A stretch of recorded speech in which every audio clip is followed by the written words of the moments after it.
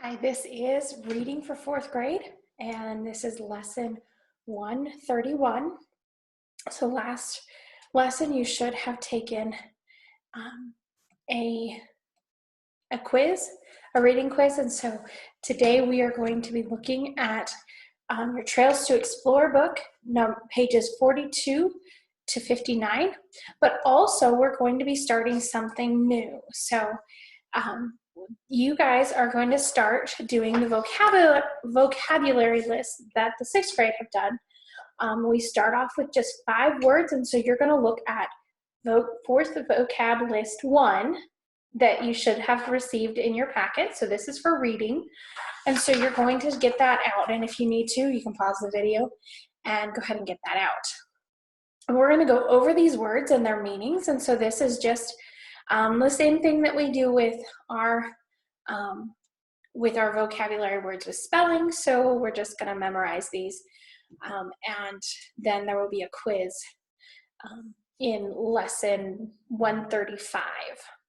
So that will be in 5 lessons. Well, 4 from today.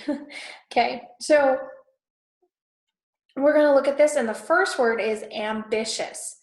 And ambitious means having the desire to achieve something. So I want everyone to say that with me. Ambitious, having the desire to achieve something. Ambitious. Okay, the second one is appropriate.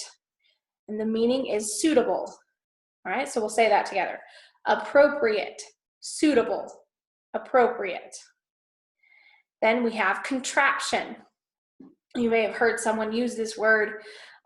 It's a very common word for people to use when they don't understand something.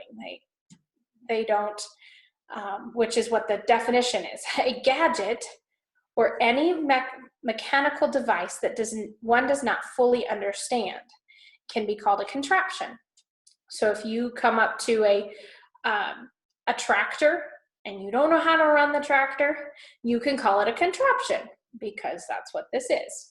Okay, so let's say that together. Contraption, a gadget, any mechanical device that one does not fully understand. Okay, the fourth one, limber, is easily bent or flexible. You may have heard this referred to as a person might be very limber, and it means that they are very flexible. Okay, let's say that together. Limber, easily bent, flexible. And the last word that you're going to learn is retreat. It means to withdraw or go back. So let's say that together. Retreat. To withdraw, go backward. I missed that the first time. Go backward is that word, okay? So with this list, I'm going to have you on a separate sheet of paper write these words 2 times with their definitions to help you learn those. All right, and if you'll get out your reading book, and we'll turn to page 42, and I'm gonna read to you a couple of the pages of this story, but I'm also gonna let you know the background of the story. So let me pull that. While you get that out, I will find my page. Here we go. The introduction to the story. We all want to have friends. Sometimes we choose good friends who influence us to do right, bring up our grades, or do our best. Other friends may influence us to do wrong. It is important to choose good friends that will help us do right. In the popular book Charlotte's Web, Charlotte becomes Wilbur's good friend. Today we will read about how Wilbur meets his friend. Okay? And the word that I have on the board, I'm going to move out of the way so you can see it, is the word blundered. And this word we're going to find somewhere in our story. And what do you think blundered means?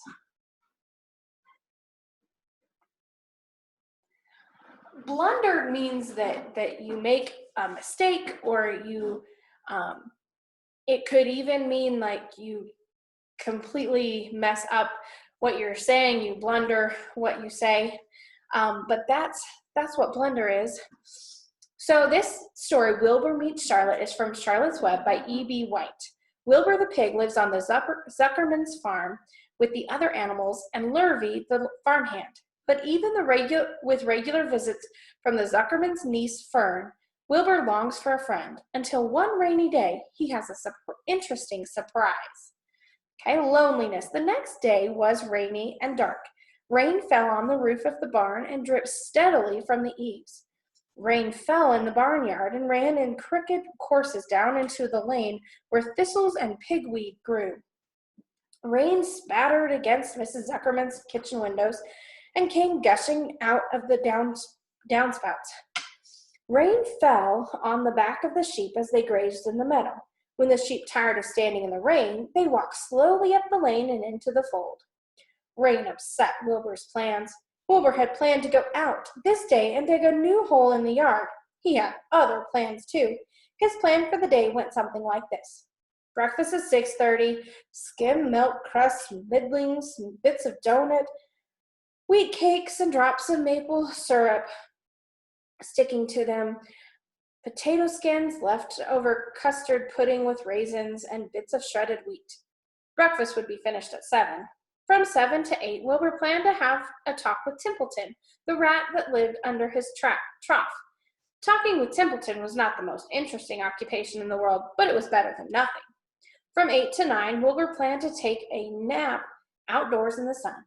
From 9 to 11, he planned to dig a hole or trench and possibly find something good to eat buried in the dirt. From 11 to 12, he planned to stand still and watch flies on the boards, watch bees in the clovers, and watch swallows in the air. 12 o'clock, lunchtime, middlings, warm water, apple parings, meat gravy, carrot scrapings, meat scraps, stale hominy, and the wrapper of a package of cheese. Lunch would be over at 1. From 1 to 2, Wilbur planned to sleep. From 2 to 3, he planned to scratch itchy places by rubbing against the fence. All right, I'll let you pick up the story on page 44. Read to page 59. And if there's, for the questions